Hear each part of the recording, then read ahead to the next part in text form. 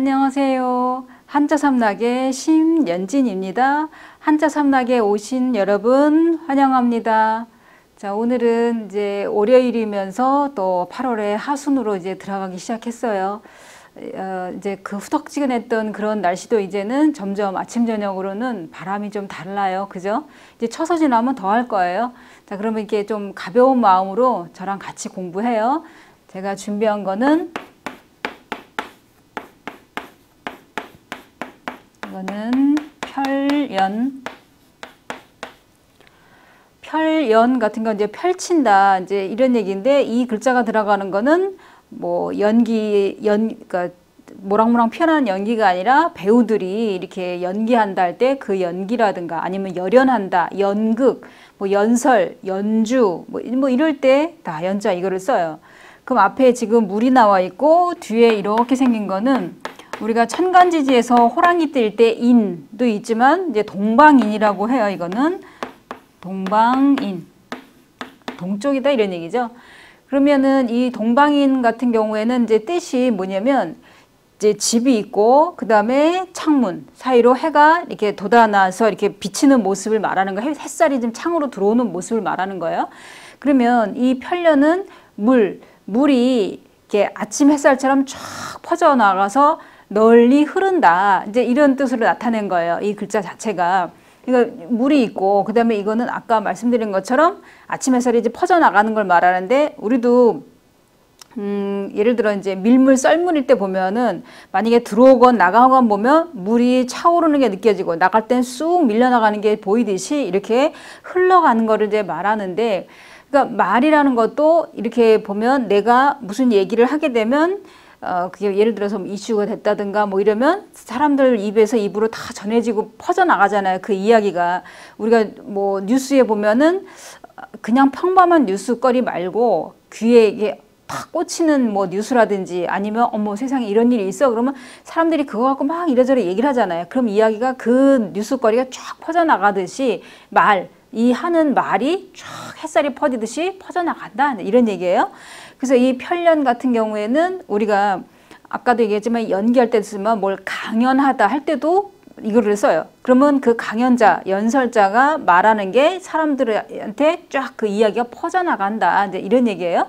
그 듣는 사람이 그걸로 끝내는 게 아니라 그 사람이 또 다른 사람한테도 얘기할 수도 있고, 그러면 그 이야기가 쭉쭉쭉 사람들에 의해서 입으로 퍼져나간다. 이제 이런 걸로 생각을 해 두시면 돼요. 자, 그 다음에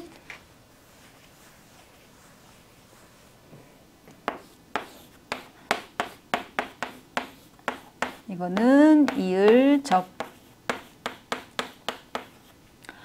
자, 이을접을 보면 이건 또 다른 뜻이 뭐냐면 맞이하다 라는 뜻도 있어요. 그래서 이 글자가 들어간 거는 뭐 접근하다, 뭐 아니면은 또 뭐 접수, 뭐 이렇게 뭐 이렇게 접수한다, 어디에 내 응모를 해서 접수한다, 또 아니면 접속하다, 접촉하다, 뭐 근접하다, 뭐 인접하다 할 때 뭐 이게 많이 나오는 글자예요. 그러면 이 글자에 대한 이제 설명을 드리자면, 제가 여기 동그라미 친 부분은 첩자예요. 요즘 그 공부하는 친구들은 첩이라는 말 잘 몰라요. 그러니까 벌써 문화가 다르잖아요. 옛날 조선시대랑 지금이랑. 그러면 이 첩 같은 경우에는 여기서 접할 때 음을 빌려준 역할도 있어요. 형성문자 역할도 있는데, 이제 이거는 이제 자원 설명에서 이제 제가 두 가지로 이제 설명을 해드릴게요. 하나는, 그러니까 제가 자원 설명을 할 때 그 책이 한 권만 있는 게 아니고 여러 권이다 보니까, 이거는 요 설명이 좀 괜찮겠다, 이거는 요게 괜찮겠다, 이게 제가 이제 골라서 이렇게 하는데, 이것도 괜찮고 저것도 괜찮으면은 제가 두 가지를 이제 같이 이제 설명을 해드릴게요. 자, 그러면 이거는 한 가지는 첫 번째는 뭐냐면, 이 첩이 그 주인을 위해서 손님을 맞이하는 거예요. 이게 맞이한다는 건 내가 손짓으로 어서 오세요 하는 것도 있고, 그 손님을 위해서 내 손으로 음식을 만들 수도 있는 거고, 이제 이런 거고, 또 하나는 뭐냐면, 자, 첩이라고 했어요. 그러면 옛날에 조선시대 같은 경우에는 부인이 이게 결혼한 상태에서 남편은 이제 사망했어요. 그 부인만 지금 있어요. 그러면 이 부인은 일부 종사를 해서 이 사람이 죽을 때까지 혼자 살아야 돼요. 그런데 반면에 남편 입장에서 부인이 엄연히 있는데도 그러니까 두 번째 부인, 세 번째 부인을 데리고 와도 뭐라고 말을 못 해요.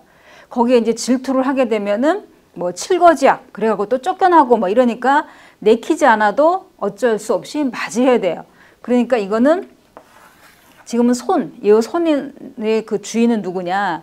안주인을 말하는 거고, 그러면 첩을 맞이하는데 어서 오게 하고 맞이한다 이런 얘기예요. 내가 싫어도 그 싫은 내색 않고 맞이한다. 첩을 맞이한다.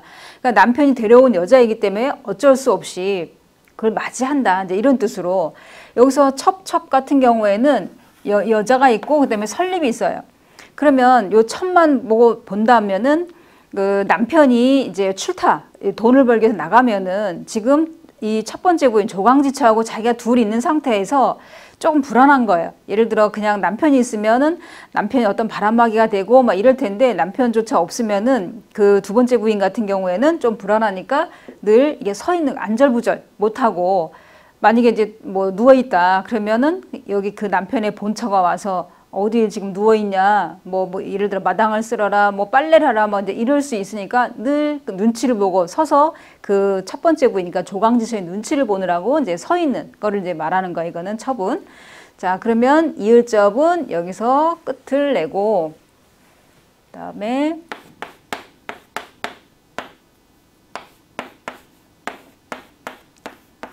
이거는 꾀책. 요 쓸 때 주의해야 될 게 뭐냐면 대나무 중 밑에 이거 이렇게 만약에 이렇게 가로를 닫아버리면 이거는 묶을 속이에요. 이거는 묶을 속. 그다음에 요 동그라미 친 부분은 이거는 가시 자자예요. 우리가 왜 가시 이렇게 얘기하잖아요. 그러면 요거 지금 동그라미 친 것만 얘기하면 나무목에다가 지금 이게 덮여져 있는 걸 말하는 거예요. 그 나무라는 거는 말 그대로 나무도 되고 식물도 되고 거기에 가시가 돋쳐 가시로 덮여 있다 이런 얘기예요. 우리가 장미도 봐도 가시가 있고 찔레 나무에도 가시가 있고 대추나무에도 가시가 있어요. 이런 것처럼 이 나무에 지금 가시로 덮여 있다 이런 얘기예요. 이 글자 자체가. 그러면 대나무죽이 나왔어요. 그럼 대나무는 가시는 없어요. 그럼 대나무가 이렇게 있으면은 이거를 그러니까 채찍을 만드는데 대나무가 있으면 여기다가 가시 같은 거를 이렇게 딱딱 이게 박아놓은 거죠. 징처럼 박아놓은 거예요.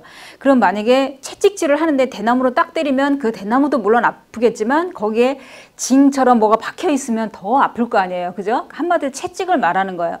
그러면 이 꾀책 같은 경우에는 뭐냐면은 이렇게 나무에는 가시를 지금 대나무 이런 데다가 지금 박아놨어요.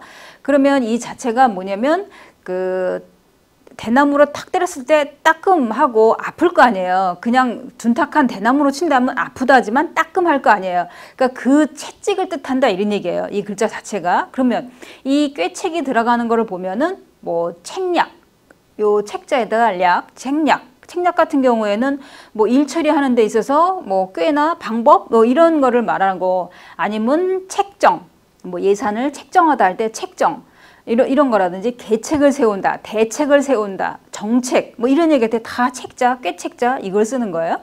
그래서 여기서 보면은 꾀책은 아까도 말씀드린 것처럼 다시 한번 강조하지만 가로를 닫아주면 안 된다는 거를 기억을 해 두셔야 돼요. 그러니까 가로를 닫으면 묶을 속이고 안 닫으면은 가시 자자가 되기 때문에 여기서는 가시, 돋친 그 채찍을 말하는 거기 때문에 닫아주면 안 돼요. 자 그러면 제가 준비한 이 세자 여기서 마치고요. 그러면 화요일 날 또 새로운 글자로 찾아뵙겠습니다. 지금까지 한자 삼락의 심연진이었습니다. 안녕히 계세요.